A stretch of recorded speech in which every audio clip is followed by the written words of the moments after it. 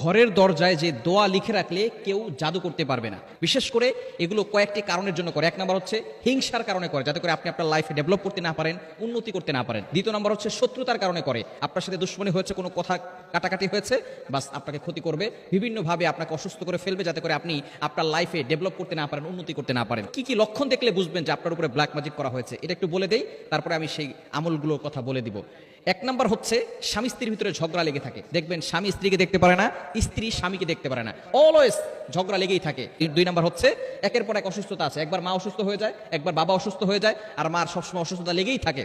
কারণ তারা টার্গেট করে ঘরের ভিতরে যিনি মহিলা আছেন তাকে যদি অসুস্থ করে ফেলা যায়, তাহলেই কিন্তু ওই সংসারের ভিতরে আর উন্নতি করা সম্ভব নয়। কথা বলতে ভালো লাগে না, মেজাজ খিটখিটে হয়ে যায়।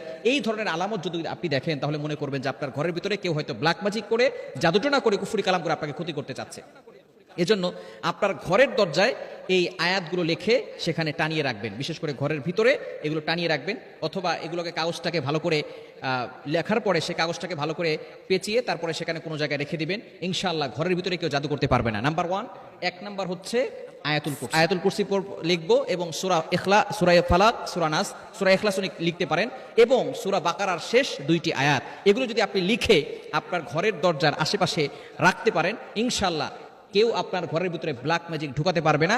ঢুকালেও তাদের কোনো কাজে সফলতা অর্জন করতে পারবে না। এবং অবশ্যই যদি এই ধরনের কোনো সমস্যা হয়ে থাকে, তাহলে আমরা 5 ওয়াক্ত নামাজ মাস্ট বি পড়বো, ঘরের ভিতরে অপবিত্র কোনো জিনিস রাখবো না, মূর্তি, এরপরে বিভিন্ন ধরনের